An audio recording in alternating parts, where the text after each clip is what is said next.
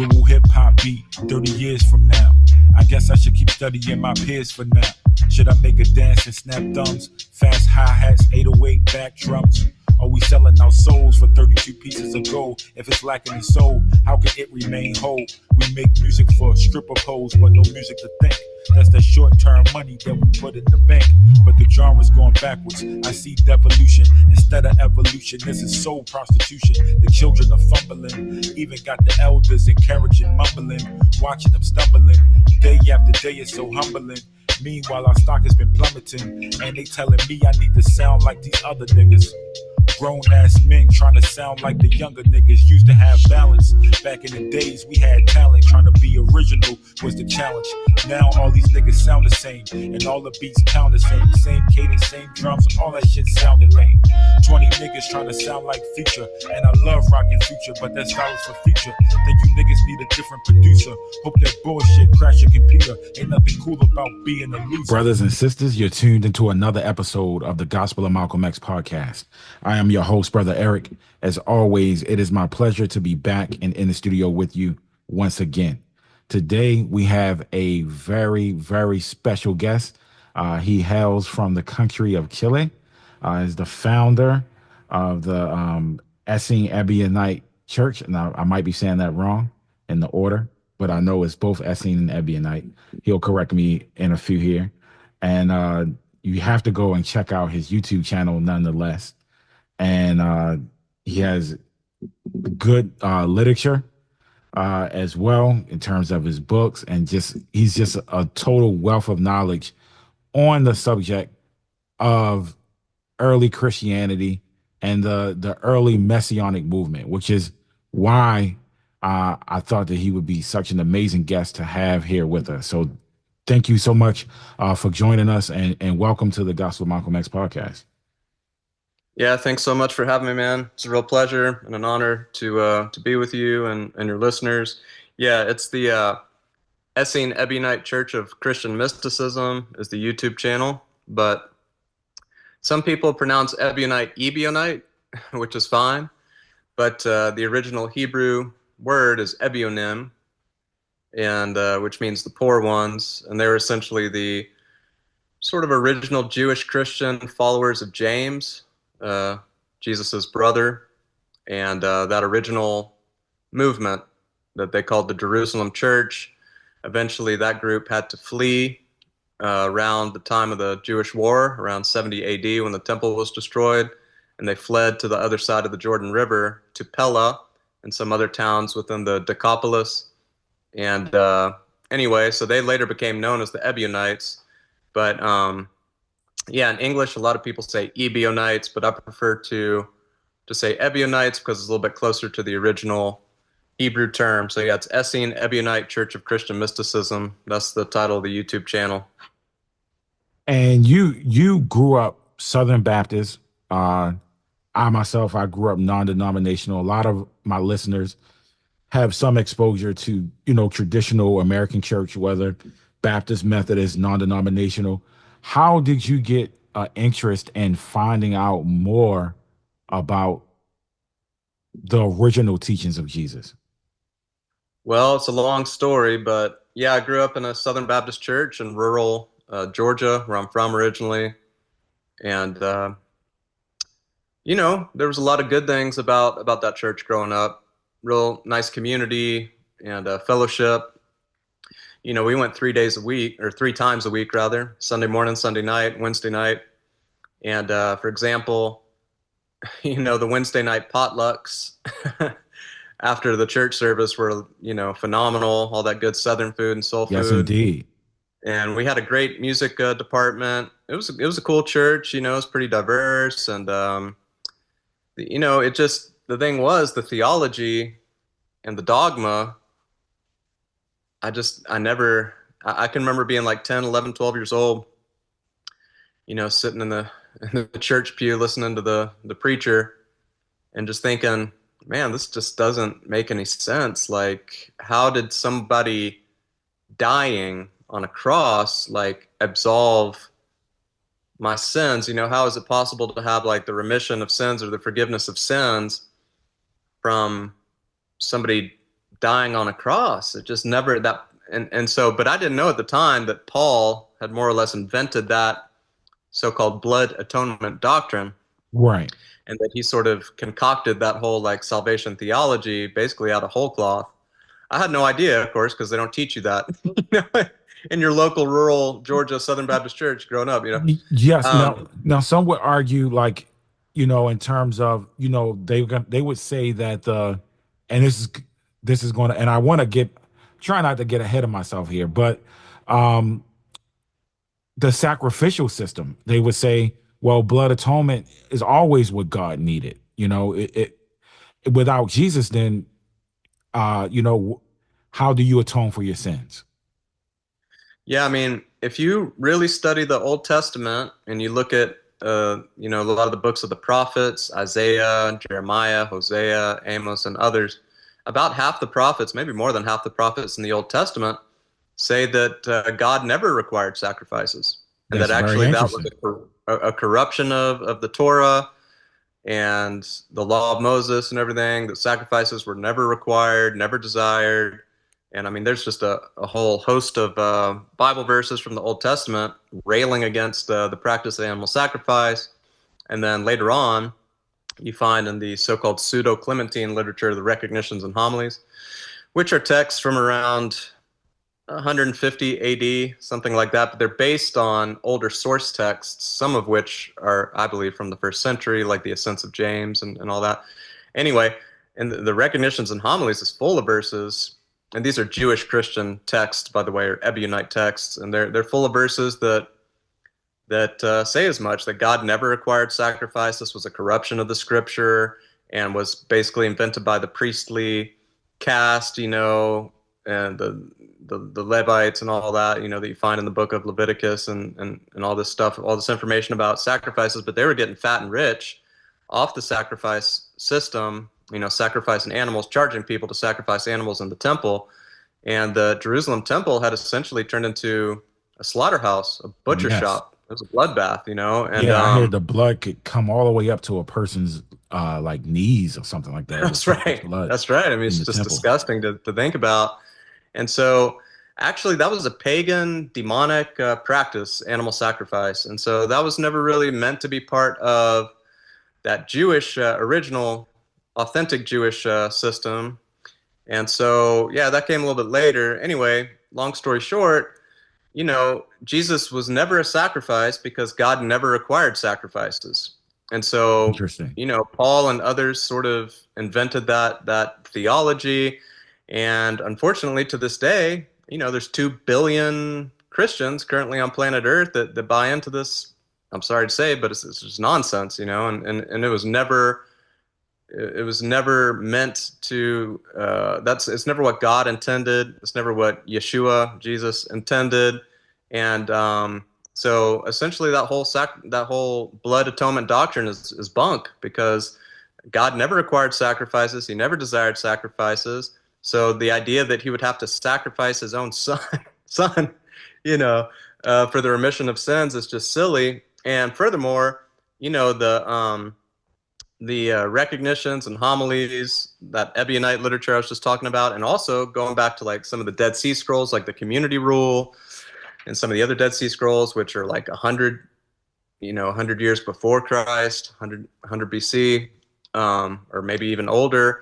They talk about how baptism had already replaced animal sacrifice for the remission of sins, and that and that's what the Essenes practiced, baptism for the remission of sins. John the Baptist practiced baptism for the remission of sins. Yeshua and his disciples also practiced baptism for the remission of sins. So this is like going along the reason of why, when he was telling people to repent, he's saying repent and be baptized, and as like a part of the process of remission of sins, not just absolutely. Actually, man, when we talked before, you kind of blew my mind, because it's something I hadn't really ever thought about before, which you blew my mind when you said, well, Yeshua had already sent his disciples out during his own lifetime, right, to go preach the gospel. Well, what gospel was he preaching then? Was he going, did he tell his disciples to go out and tell people that yeah, I died on a cross for your sins as atonement for your sins. Believe in me and my death and resurrection, et cetera, et cetera. Obviously not, dude, because he was still alive. He was still around. So he Exactly. obviously told his disciples to go out and preach repentance, and they were baptizing people. And so obviously, like, baptism, repentance, atonement, baptism, all that had already replaced animal sacrifice by the time, Jesus was around. And so the idea that he would need to be a sacrifice somehow for the remission of sins is just nonsense. It's historically inaccurate. And basically Paul invented his own religion, man. He invented his own thing. He invented the Eucharist. There's more and more information coming out about that, Yes. The Yes. first mention of the blood and body, symbolism and all that. And let's talk about that a bit. And let me also say, what better day for us to be talking about it? Speaking of divine providence is a term my dad always uses. We're talking about this, on the eve coming up here of a Good Friday. So hopefully Yes, sir. by the time the listeners get to this, it will be Good Friday. And what better time to talk about that? You talked about the original Eucharist, which I believe is in the Didache. Could you speak to, like, what the Didache is, and basically some of my listeners might even need to know what the Eucharist is, but I think they'll have that. But just in terms of the Didache and what was originally there. Yeah, the Eucharist and a lot of churches, they call it communion, Holy Communion. It's where you drink well, in my church growing up, in Southern Baptist Church, we drank grape juice and had like a little piece of a saltine cracker, basically, but Yeah, the Catholic it Church, never hit the spot. That symbolism, it's like they were eating a real meal. Can I get a meal? yeah, yeah, yeah, that's right. So the original Eucharist, I mean, going all the way back, was basically like a Thanksgiving banquet dinner, and that they would eat on a Saturday night, not Sunday morning. But anyway, yeah. So the Didache is a Jewish Christian text. It did not make it into the canon, so it's not in the Bible. Unfortunately, it's one of my favorite texts. My four favorite Jewish Christian so-called texts are really the Q source, which was the sayings source used in Matthew and Luke. The Gospel of Thomas, which I believe is a Jewish Christian text and not a Gnostic text. The Epistle of James, which is in the Bible, and the Didache. And so the Didache was really written between 70 AD and 100 AD, and in it contains an older, more authentic version of the Eucharist that uses different symbolism. So the wine symbolizes the vine of David. So, basically like Yeshua's bloodline, and or something like that, but the vine, so the grape juice, the vine, right? It doesn't symbolize blood, in other words. Exactly. So it's, and then the bread symbolizes union, like the union of the church, because when you take a bunch of grains and stuff and so it's a bunch of single grains and everything, and then when you bring all those grains together and you pulverize the grains and everything to make bread, and then you make the bread into the dough, and it's this one united dough, right? And so that symbolizes like the unity of the church and the unity of Christ followers and all that. So it had a totally different symbolism. It meant like, the vine of David, like that coming from the root of David, Netzer in Hebrew, I believe, which is where you get the word Nazarene, Jesus the Nazarene, not Jesus of Nazareth. That's another Exactly. thing we can get into. But but Paul invented this whole symbolism of like, wine symbolizing blood. The idea of an observant Jew drinking blood is unthinkable. It's impossible. Jews, that's one of the main rules or laws you find in the Old Testament, is to not drink blood, and all that. So the idea that a Jew would drink blood as part of a religious ritual is just insane. It's insanity. So Paul clearly invented that. The first mention of it ever, or the oldest mention, is in 1 Corinthians, which was written about 20 years after Yeshua's crucifixion, thereabouts, and then Mark copied that almost word for word, and that's the oldest gospel, written around 70 AD. And so, unfortunately, all four of the canonical gospels, Matthew, Mark, Luke, and John, are just infected with this Pauline mind virus. And so they're really not very reliable. You have to use a lot of discernment when you read the canon. Right. And I did want you did mention the difference between Nazareth and him being from Nazareth and being a Nazarene. What is the difference there, and why do you suspect that that change was made? It's very complicated, but essentially, in the New Testament, there are two different spellings in Greek for the word Nazarene. And one we could, just to simplify matters, let's call one Nazarene and one Nazarene. Nazarene means somebody from Nazareth, right? But Nazarene is used far more often in the New Testament rather, and it actually means somebody that is a member of a group that we can call the Nazarenes, right? So it's a member of a sect, of a Jewish sect called the Nazarenes. And so, and that's mentioned in Acts, right? I think is well, Paul is called, a leader of the Nazarenes, right, in Acts. And so, which means like he's a leader of a sect, of a group. It doesn't mean that he's the leader of all the human beings that are from the town of Nazareth, right? exactly. So it's pretty obvious that they're talking about a group. Furthermore, Josephus, a Jewish historian living in the 1st century, did a big survey and census and map and all this stuff of, ancient Galilee at that time. And he enumerates all the cities and towns, hamlets, everything, all the little villages, everything at that time. And Nazareth doesn't make the cut, which means it didn't exist at that time, which means that he did like a whole survey of the land. That's right. During his time, which would have been like pretty much closer to the time of Jesus than when we start seeing the term Nazareth, and that city didn't exist during the time of Josephus. There may have been a place there, and it's possible that Jesus was born there and from there, but here's the deal. It wasn't called Nazareth until after his time, and it was named after him, Jesus the Nazarene, and so they named the town Nazareth after him and not the other way around. Gotcha. Because he was a member of a group or a sect, and there's a early church father theologian named Epiphanius, and in his work, the Panarian or Panarian, I get tripped up with all these pronunciations and stuff, but he writes about different groups. He writes about the Ebionites. He writes about the Essenes and all these different Jewish Christian groups. And he writes about the Nazarenes and says that they existed before the time of Christ. So it's pretty clear, like, this was a pre-existent group and that Yeshua was a leader within that group.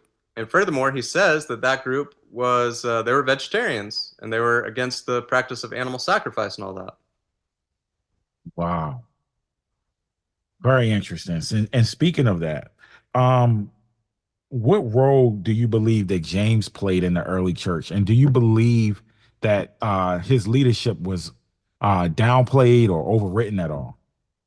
Oh yeah, big time. Yeah, I mean, he was appointed by Yeshua to be his successor. And it says so in the Gospel of Thomas very clearly. The disciples asked Jesus, like, who should we follow when you're gone? He says, don't follow anybody except James the just, James the righteous. And so James or Yaakov, he was the leader of the early church, and all the early church fathers say as much. You find information about him in the recognitions and homilies as well, because they use that source text called the Ascents of James, which is all about James. And Josephus writes about James as well, right?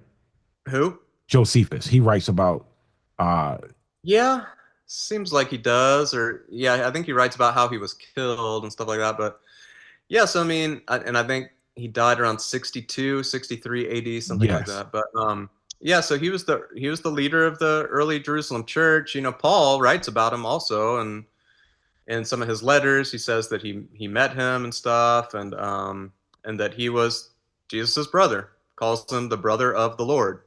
and he uses that term Lord always to refer to Jesus.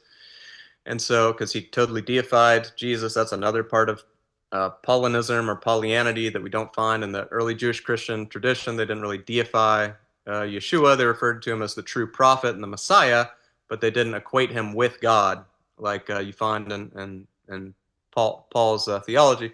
But anyway, so yeah, I mean, there's a lot of information about James. He was Yeshua's brother. He was the leader of the early church. You know, some of the early church fathers write about him and say that he was a vegetarian from birth, that he wore only a white linen tunic, which is what the Essenes wore. You know, the Essenes, all they were allowed to wear was white linen tunics. They wouldn't wear anything else. So it's pretty clear that, you know, all these, you know, John the Baptist, maybe not John the Baptist, but because he wore different clothes. He was kind of a, you know, he was an eccentric dude living in the wilderness, but most of the early disciples and everything, they wore white linen tunics, which is a very Essene thing. The Nazarenes were most likely a sect of Essenes. At any rate, so James was a vegetarian from birth. And also in Paul's letters, you know, when he's talking about the leaders of the church, he mentions James, the brother of the Lord, Peter, and John. And he basically implies that they're vegetarians, you know, and that they're eating a vegetarian diet. And he kind of gets into a bit of a tiff with them and all that because, you know, he didn't think you needed to be a vegetarian to be a Christian. And he was okay with eating meat. He was teaching all his Gentile followers that it was okay to eat meat, even meat sacrificed to idols, sacrificed to other gods and all that. So he said that was perfectly fine. And don't worry about it. You know, don't judge people if they do that. Well, dude, I'm not judging anybody. Like, I'm worried about God judging me. You know what I mean? So like, yeah, I don't judge anybody for eating meat. I could care less, you know, but I mean, it'd be great if everybody was vegetarian, but yeah, I'm just trying to follow God's law, you know what I mean? So, and that's all the early Christians were doing too, following Yeshua's example, because obviously if they were all vegetarians, then obviously Jesus was a vegetarian, you know? Very, very interesting. And so we know that James would have gotten his authority from Jesus, and Jesus would have given authority to his different apostles. And we see, I think you were referring to the situation that took place in Galatians earlier. I think he got into a attack with, it was like James, Peter, Barnabas, and someone else, but it was like three of them, and he's like, they even led Barnabas astray. Yeah, that's right. Where did Paul get his authority from? Because if he didn't get it from Jesus, he never met Jesus, right? No. So he never met Jesus. He didn't get his authority from any of these apostles. Where did he get his authority from? He claims he got it straight from his visions of Jesus. You know, he said he had divine revelations and all that. Even when he's talking about the Eucharist in 1 Corinthians, he doesn't say that he learned it from any of the apostles. He said he obtained it by means of divine revelation directly from Jesus. So, you know, I equate Paul with like any of these modern cult leaders who just claim to channel, you know, ascended masters or extraterrestrials, or, you know, they or Joseph Smith, like the leader of the Mormon church. He kind of did the same deal. The list goes on and on, man. But like all these modern cult leaders that just claim to like channel these ascended masters, you know, or Jesus. So bypass even, the people whatever. that would have actually shared the meal with Yeshua, and then it's just his account that he got from a vision. 100%. A lot of what he says is just out of his own head, you know. Well, according to him, he gets it from divine revelation, but that's real difficult to prove, man, you know. So I would rather follow the Yeshua from his words, you know what I mean, like what he actually taught, the red letters in the Bible, although even a lot of that is corrupted, but most of it's good, you know, and what you find in the Gospel of Thomas, what you find from James, his brother, in the Epistle of James, although it's possible that James didn't write that, but he had a scribe write it for him or something like that. It's one of my favorite books. Oh, so good, man, so good. The Didache is fantastic. The recognitions and homilies are really, really good, and of course the so-called Gospel of the Ebionites, or Gospel of the Hebrews, or the Hebrew Gospel of Matthew. They're all the same book. It's lost to us now, but I think 12 different, no, more than that, a bunch of different early church fathers quote from it. And so we know it existed, and it was written in Hebrew, and it was probably older than all four canonical gospels, which were written in Greek. It's even possible that Yeshua's actual disciple Matthew, who we know was one of the few literate disciples that he had, it's possible he even wrote it, and we still have like 40 something verses from it, that you can find in all the writings of the early church fathers. And so yeah, I tried to go back to the earliest possible so-called Jewish Christian sources, and the only reason we use that term, that designation Jewish Christian, is to differentiate it from the Gentile Christianity of Paul, right? But it's kind of a misnomer because it's just Christianity. It's just the earliest Christianity, the most authentic, genuine Christianity that one can find once you peel back all the layers and all the nonsense and all the Pauline stuff. Definitely. And I got kind of I guess a curveball fact to share, or maybe you might have some input on this. Are you familiar with Quetzalcoatl from Mexico, the from like the Aztec history? Yeah. Quetzalcoatl. Yes, Yeah, that's probably a better sure. pronunciation of it. Yes. So I was watching some like ancient alien stuff, and Yeah. I was fascinated because they talked about him and they said that he abandoned like human sacrifice, he abandoned animal sacrifice, and told them that basically that they did not need to do this for repentance. What is your take on that? Is there any connection between this person and Yeshua or the tradition, or Yeah, I mean now we're getting into like speculation and stuff. I tend to think, I live here in South America. I spent a lot of time in Peru and Bolivia, hanging out in the ruins up there around Cusco and Lake Titicaca, Tiwanaku, Pumapunku, Machu Picchu, all that stuff. I love all that stuff, right? And down yes? here, their god, the old Inca god, it wasn't really Inca, it was pre-Inca, is called Viracocha. Now, Viracocha has a lot of stuff in common with Quetzalcoatl because both had beards, which is real weird because Native Americans don't grow beards, right? So obviously, whoever this god was, Quetzalcoatl in Central America and Viracocha down here had a beard, right? So we don't know where he was from, but obviously he was from overseas. And anyway, so it's possible that now look, man, we're just this is I just know we're wild speculating. speculation. I know that we can't make it. The stuff that we are saying about Paul and the history and the Didache, definitely you anyone could look this stuff up and see that Right. everything that Christopher has been laying out is historical, is factual. You could do your research and find the earliest sources. But I just found it interesting that the teachings were similar, and the abolishment of, let's say, the sacrificial system, or the opposition to it, at least, I found to be very interesting. You're blowing my mind. I've never heard that, but I will say this. I will say this. If you go to Cusco and you study with some of the shaman that are part of the Inca priesthood, they're still around, they will tell you they're vegetarians and they don't drink alcohol. And they like to like kind of go off in nature by themselves and pray and spend a lot of time alone and all that. And it's very similar to what you find in early Christianity because they were also vegetarians and teetotalers. Teetotalers means they don't drink alcohol.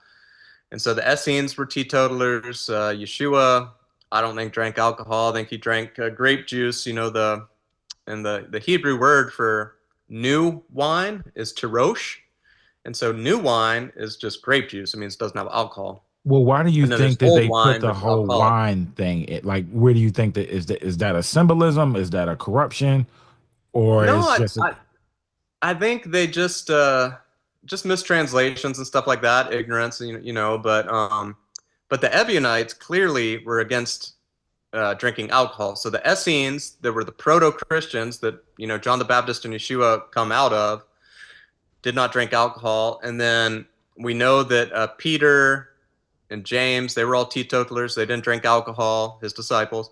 And then the Ebionites, which is the original Christian movement, did not drink alcohol. So obviously, it's pretty clear Jesus didn't drink alcohol, you know what I mean? But so those Inca priests are vegetarians. They don't drink alcohol, which is pretty interesting.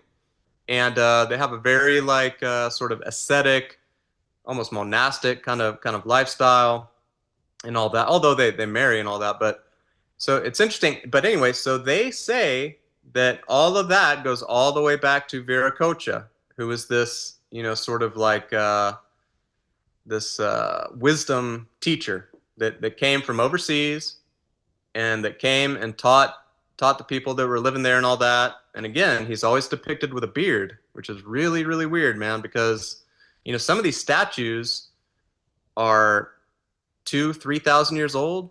Wow. And so, Native Americans don't grow beards and never have. So, it's pretty interesting. And this the same thing with Quetzalcoatl. So look, we're speculating, but, and also, of course, the Book of Mormon, say what you want to about Joseph Smith and, all that stuff. But of course, he taught that Yeshua had survived, or, after he resurrected or whatever, that he traveled all over the world and taught. What's funny is that I thought to ask you that for some reason when you mentioned Joseph Smith earlier. That's when the question popped into my mind. Now we're talking about a weekend coming up, a holiday that celebrates salvation and Jesus saving the world, etc. I mean, wouldn't it make sense that during that time, I mean, of course, now there's been missionaries and Spain has conquered the world through the sword and raped and pilgrimaged and brought Christianity through the world in that way. But wouldn't it make sense during the time of Yeshua that his teachings would have come, cross-continental at that time? Or is this message only for such a small group of people, Yeah, and it's possible that it wasn't Yeshua himself. It's possible that it was some of his disciples or apostles or followers or whatever that came. And you do find some stone slabs with Hebrew writing in different places in North America from around 2,000 years ago and a little after. Now, some of those finds are a bit controversial. Some people think they're hoaxes and stuff like that, but there's a lot of legitimate archaeologists and researchers, PhD people in major universities who say, I think one of the guys' name is Barry Fell, Fell. So you can look his books up. But a lot of people think that these are legitimate artifacts and that they have ancient Hebrew writings, 10 Commandments and other stuff. I think that Christopher Columbus, and this is not, I'm not saying this as a fact, but someone could look this up. I think that Christopher Columbus said that they practiced circumcision, right? Some of the Native Americans that he encountered. Oh, really? Yeah, I didn't know that. I believe so. That's crazy. Maybe. Yeah, I believe so. Now, at the same time, he did say this thing about them not knowing what a sword was, and if one of them cut their hands because they knew no war, etc. But I believe I did read that. Yeah, maybe, I don't know. But so yeah, I mean, there is some evidence, although there's not a lot, but yeah, certainly possible, that Jesus survived, after the resurrection, he traveled far and wide. Of course, there's stories also in India, of him traveling there and teaching people in Kashmir and all this stuff. And his name was Isha. And again, I mean, man, it's so hard to prove any of this stuff, but it's certainly interesting I'm way into it. I read about all this stuff. Exactly. And so much was destroyed in terms of when the way I'm learning more about, growing up Protestant, I I really wasn't exposed to a whole lot of the stuff in terms of Catholicism, which I think is still the largest branch of Christianity. So I didn't realize that for the most part, like let's say after they overwrote James and basically killed him off and got rid of all of the Essene teachings and all of the original teachings. The only thing that was left pretty much above ground all the way up into the time of like Martin Luther was the Catholic Church. I didn't realize that. And I don't think most Protestants realize that that's all Christianity. That was like what Christianity was for a long period of time. And during that time, a lot of things were, I know in terms of like the Mayans and the Aztecs and things like that, when the Spanish got to them, they not only killed them off, they destroyed a lot of their written literature. So some of these things may have been written down and we just don't have the history anymore. Yeah, it's certainly possible. Yeah, I mean, the Catholic Church distorted and corrupted so much of the original tradition that, you know, I think that, you know, if Yeshua or James came back today and they visited like you know, an Orthodox church or a Catholic church or even a Protestant church, you know, there'd just be that version of Christianity that is being taught now would just be wholly unrecognizable to them.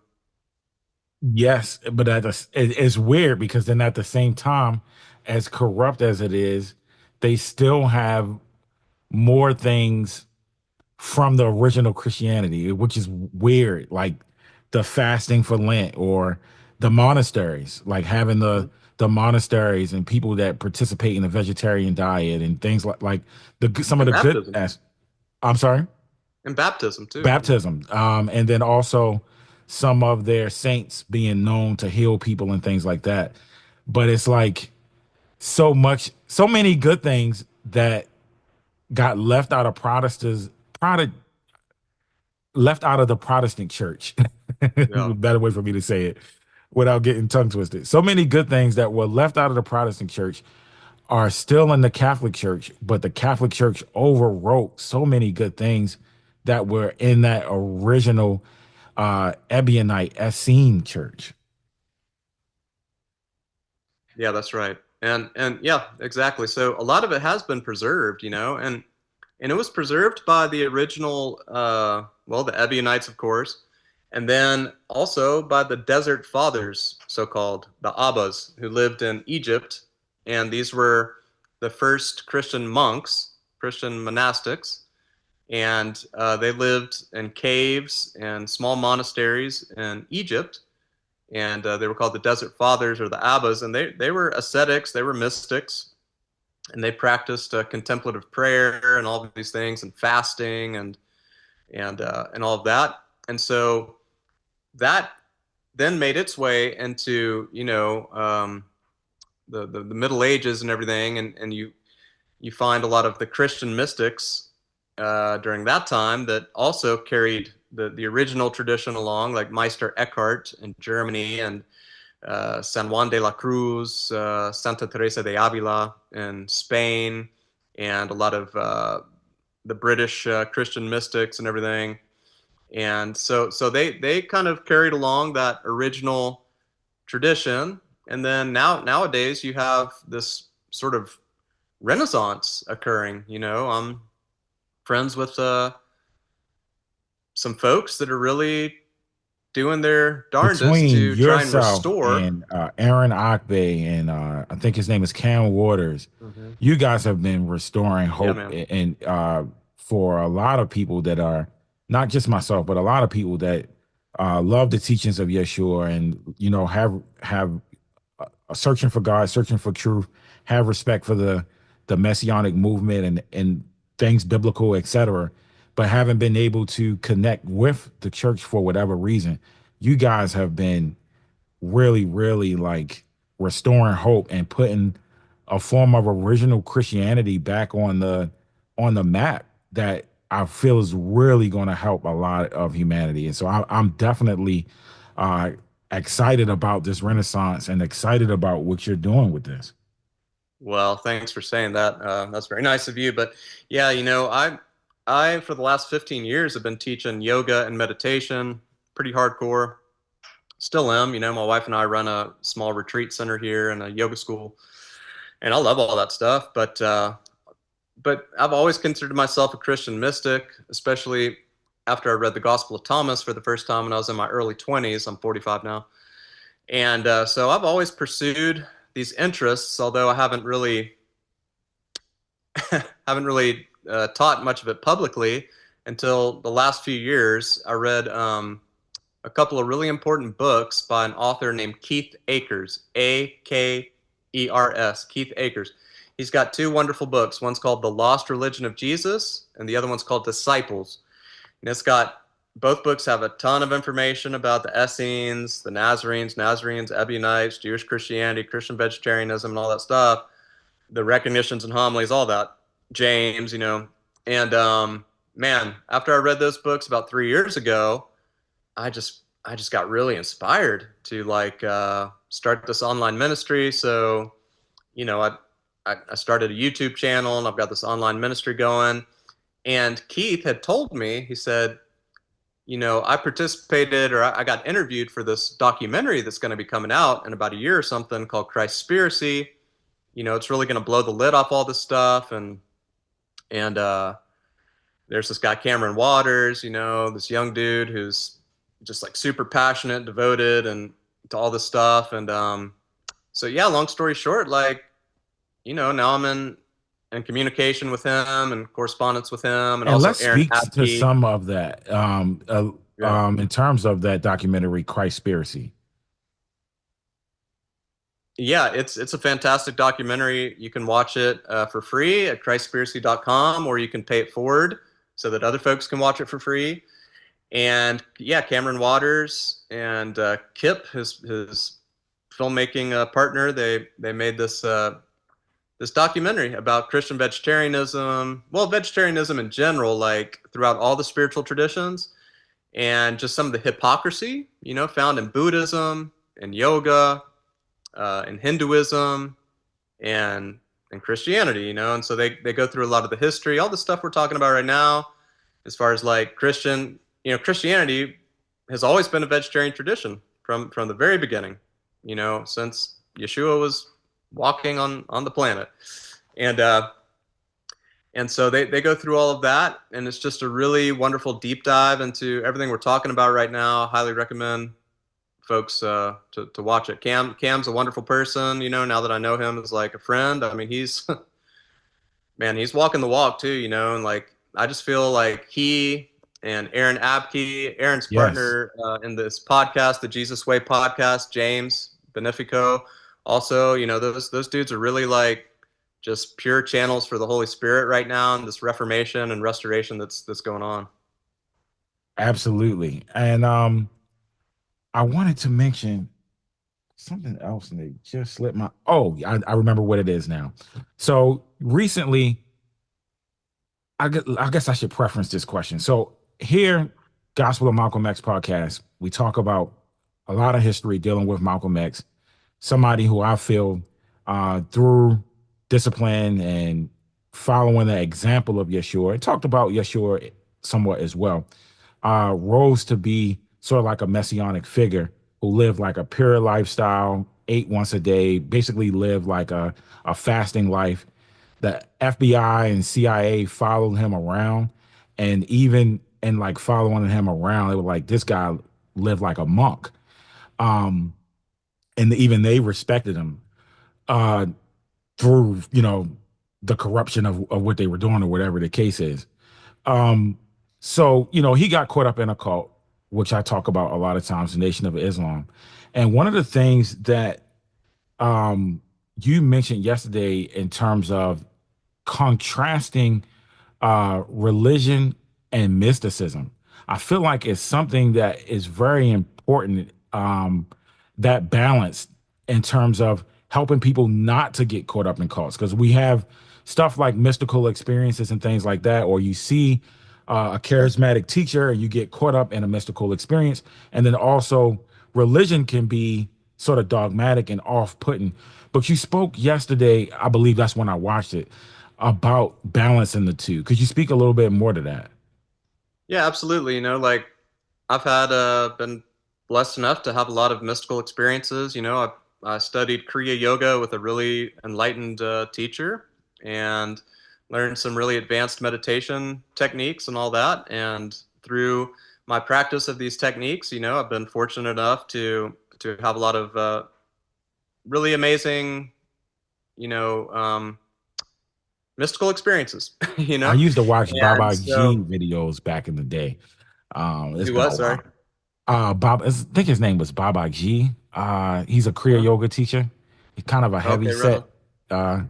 guy. I used to watch his videos back in the day. I never did Kriya Yoga, but I used to listen to his talks.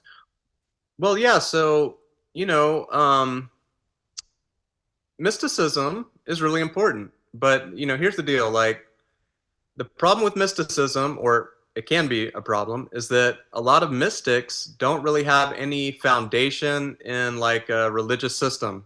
And so their mysticism is kind of baseless, and that can be sort of dangerous, because then you don't have the ethical and moral foundation that you need to build your mystical path upon. And so that's what happens to a lot of these gurus, these yoga gurus, these new age gurus, is that they experience some of these exalted states, some of these mystical states, and all of a sudden, they think there's something real special I see it a and unique. lot.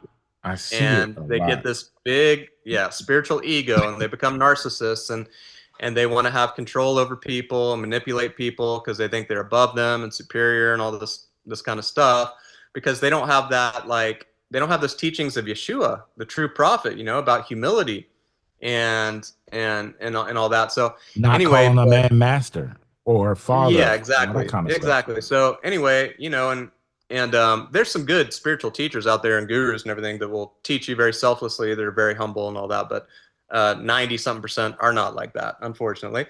Um, but anyway, so yeah, but on the other side, religious folks, if they think that mysticism's kind of a waste of time. It's a useless endeavor. You can never really know God or experience God directly. And so for me, religion without mysticism is vapid. It's sort of shallow, it's sort of superficial. But on the other side, mysticism without religion is baseless, and it can be very dangerous. So we need both. If we want to be like a complete spiritual seeker, in my opinion, you do you, but, for all your listeners, thinking, what is this guy talking about? But you do you, but for me, in my personal journey, it's important to have both. It's important to have that strong religious foundation, which I find in the original teachings of Yeshua, and to have that moral, ethical foundation, and then also to have my mystical practices that I continue to practice on a daily basis that draw me closer to God. And see, these two things go hand in hand. I find that through my mystical practices, I grow closer and closer to the divine. My relationship is improved and deepened by these mystical practices. And what that does is it allows me to follow and obey God's law much, much easier. And likewise, my religious studies, reading the scriptures, studying the history and all that, and trying to follow God's law as I see it revealed through the teachings of Yeshua. So, what is God's Um, law based yeah, on the well, teachings God's of law for Yeshua? me is like the Ten Commandments, more or less. The problem is, um, you know, if you look at the Old Testament, there's like I don't know how many hundreds of laws in there, and so it's very difficult to obey all these sort of liturgical, Levitical laws and all of that. So I'm certainly not like a legalist or anything like that. But I think you follow the 10 Commandments, and the two laws that Yeshua taught us that are more important than any others. The two commandments he said was to love your neighbor as yourself, love God with all your heart. Actually, in the opposite order. So love God with all your heart and soul, and love your neighbor as yourself. And he also taught us to love our enemies. He taught us to forgive if we want to be forgiven. You know, and all of that. So You you mean just he follow didn't those teach that teachings. you had to believe that he rose or anything? He didn't teach that. No, he never. No, I mean, he never taught anything about that. You know, like it's all. It's all that all came later. So I try to treat people as I want to be treated. The golden rule. You know, I try to follow the 10 Commandments to the best of my ability. And I try to love my neighbor as myself, love my enemy as myself, love all of God's creation as myself. And through these mystical experiences of union, it dissolves all these boundaries and borders of separation and distance. So that's the value of having these mystical experiences. And so you realize, like, oh, why am I treating my neighbor as myself? Because they are part of me. Why am I treating my enemy as because they are part of me? You know, why am I That's where loving you all of get to the God's point creation of as saying, myself? me and my Because it is Father part are of me. one and things like that. Yes. Yes. Very interesting. So, couple of things I wanted to touch on. Well, I know we got to get ready to wrap up here, but the Dead Sea Scrolls and the Essene group dynamics. What is your take on like the community rule and the Dead Sea Scrolls, etc.? Yeah, it's super complicated. But essentially, you know, the Essenes were not a monolithic group. They were quite diverse. And so you had a group that was in Qumran that wrote most of the Dead Sea Scrolls, the sectarian literature, so called, within the Dead Sea Scrolls. And that group was led by a group of Zadokite priests, so called.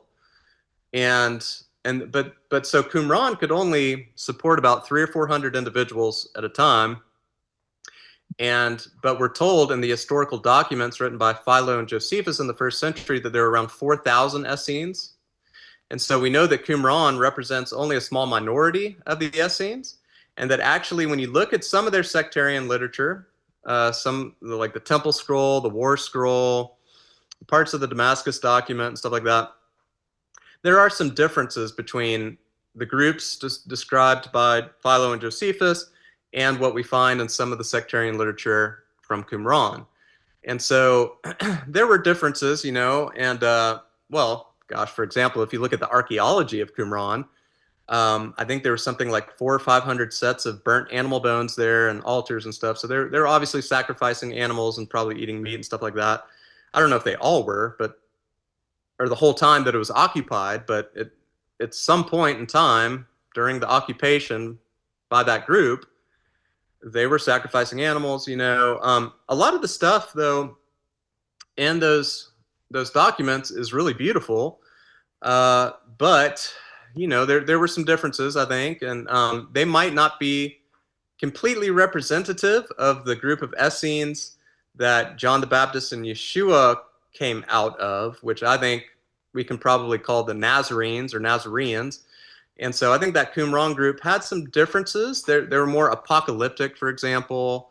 You know, some scholars equate them more with the Zealots rather than the Essenes, and you know, but it's super complicated. I don't really have a real clear-cut answer, to be honest with you, but I can say that the community rule, which is one of the sectarian documents, there are several different manuscripts that were found of it, but there's a manuscript that was found in Cave 4 that does not contain the words Zadokite priesthood. And the manuscripts. So what is a Zadokite priesthood exactly? Well, the Zadokite priests were this group of, you know, rebels rebelling against the Jerusalem temple, which is good, right? So that's the one thing that all the Essenes have in common, regardless of all these little, you know, differences and the minutia and details and all that stuff. They were all rebels, and they were all rebelling against the Jerusalem temple and what they saw as the corruption of the temple by the Romans and the Herodians and all that kind of stuff, or even before that. But anyway, so you know, they're rebels, and so that's good. So they were all rebelling against that Jerusalem temple. And the Zadokite priests, you know, Zadok, you know, it looks like it might just mean righteous, like the righteous ones, but also the Zadokites were supposedly like the original priests of the Jerusalem temple, going way back and all this. So this group claimed to be part of that original lineage, you know, that predates the Hasmoneans, the, you know, it's very complicated, the history, but long story short, they wrote a lot of good stuff, and I think they had a lot of good practices and good beliefs and everything. They were practicing baptism, ritual baptismal purification, and these pools that they built there, and all of that. And so yeah, there's a lot of good stuff in the Dead Sea Scrolls. But if I had to trace the lineage of John the Baptist, Yeshua, James, the Ebionites, and all that, if I had to trace that lineage back, I feel more comfortable tracing it back to the group described by Philo and Josephus, and also what we find in the community rule. The community rule is a little more in line with what we find in the writings of Philo and Josephus, but again, it's super complicated. But all the Essenes were rebelling against what they saw as, a very corrupt system. Right, in terms of the Roman occupation. So to speak to that, stuff like, when Jesus spoke about taxes in the Gospels, or to what extent do you believe he was in conflict with Rome and with the Herodian family and things like that? Well, he wasn't a political figure. He was a spiritual and religious leader, so he didn't really get himself involved in political stuff. He tried to stay above the fray, and not get mired in a lot of the political stuff going on. That wasn't really his mission. You know what I mean?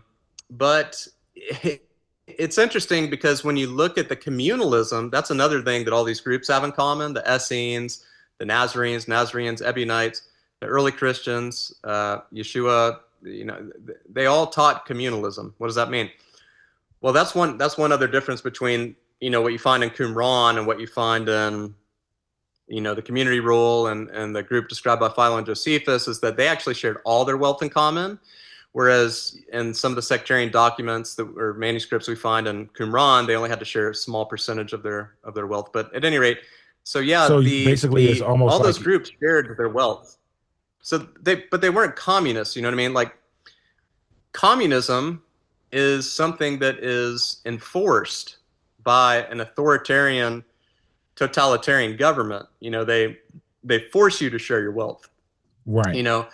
But voluntary communalism is something totally different, and that's where groups of like-minded souls get together and decide collectively, okay, we're going to live in a commune, and we're going to share all our wealth in common, and we're not going to have any private property. Well, it's kind of interesting because if you do that and you live off in the wilderness, so-called, outside of the population centers, and you're sharing all your wealth in common and stuff like that, it's a lot harder to tax those groups.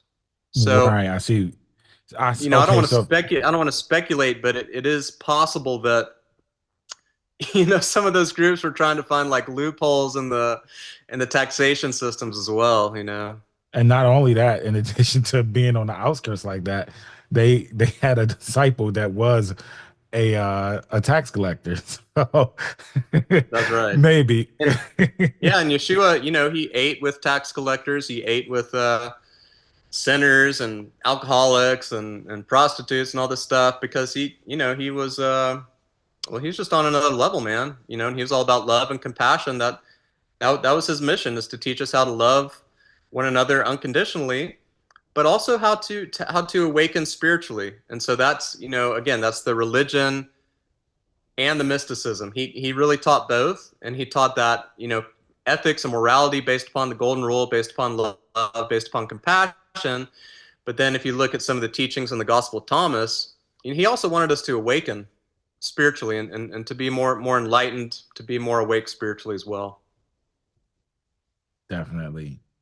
Well, as we begin to wrap up here, definitely tell the listeners where they can find you online, your YouTube page, your website.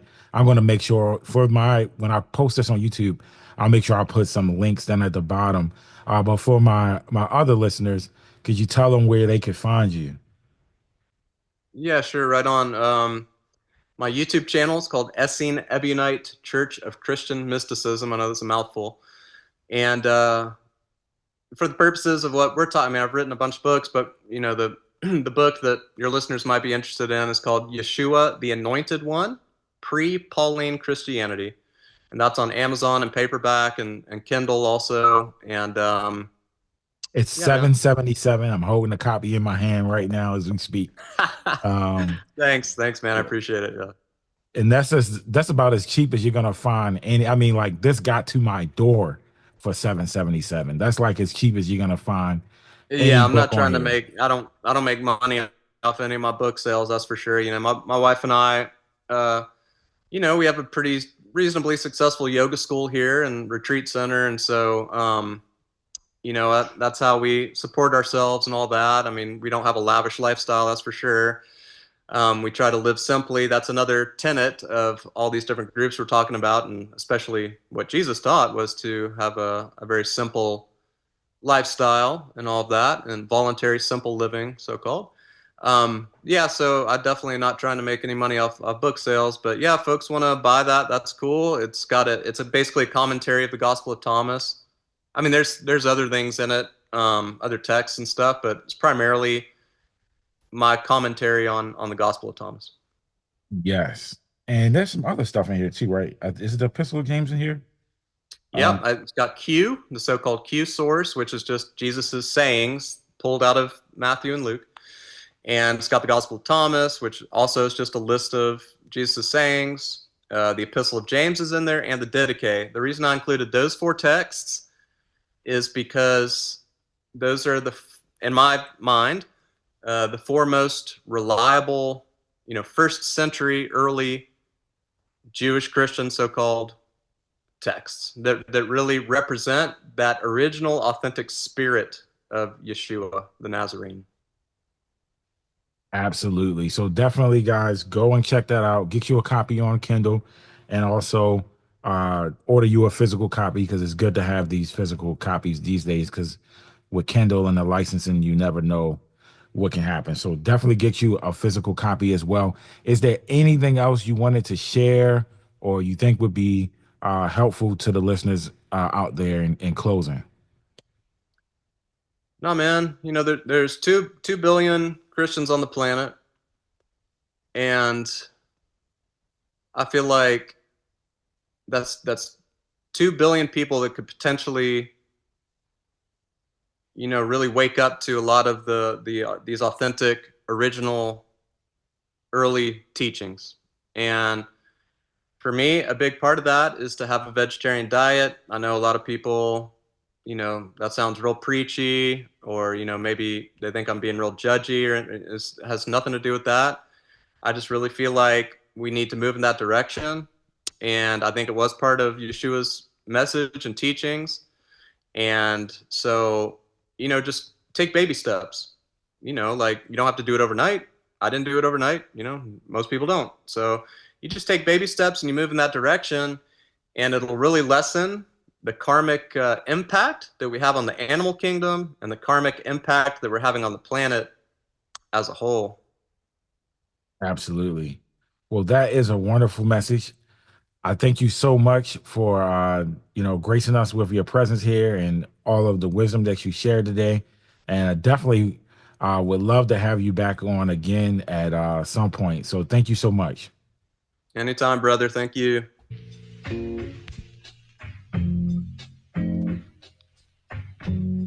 Let's see.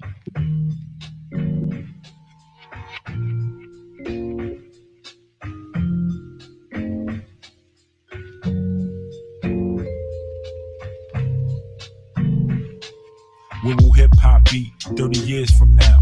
I guess I should keep studying my peers for now. Should I make a dance and snap thumbs? Fast hi-hats, 808 back drums? Are we selling our souls for 32 pieces of gold? If it's lacking in soul, how can it remain whole? We make music for stripper poles, but no music to think. That's the short-term money that we put in the bank. But the genre's going backwards. I see devolution instead of evolution. This is soul prostitution. The children are fumbling. Even got the elders encouraging, mumbling, watching them stumbling. Day after day is so humbling. Meanwhile, our stock has been plummeting, and they telling me I need to sound like these other niggas. Grown ass men trying to sound like the younger niggas used to have balance. Back in the days we had talent, trying to be original was the challenge. Now all these niggas sound the same, and all the beats pound the same. Same cadence, same drums, all that shit sounded lame.